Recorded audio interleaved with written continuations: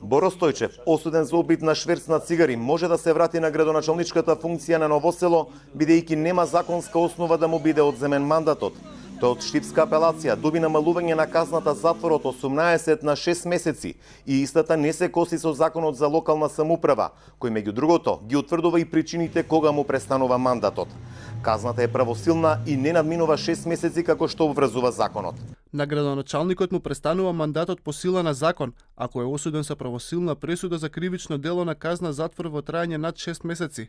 Меѓу другото стои во членот 54 од законот за локална самоуправа. Имајќи во предвид дека Стојчев речиси 3 месеци помина во притвор кој му се засметуваат како затворска казна, тој до Божик треба да го напушти затворот во Струмица каде ја издржува. Сепак тој може да побара и одлагање на истата заради итни и неодложни обврски до судијата за извршување санкции. Штипска апелација, освен на градоначалникот на Новосело, казните ги намали и на тројцата обвинети во овој случај. Од апелација добија по 3 месеци казна затвор. И според Струмичкиот суд, тие наскоро ќе бидат ослободени, бидејќи времето поминато во притвор им се засметува во казната затвор. Стојчев со неговата сопруга, син, внук и пријател на 10 јули годинава беа фатени пред македонско-бугарската граница како пренесуваат 3300 штеки цигари во вредност од 3.200.000 денари.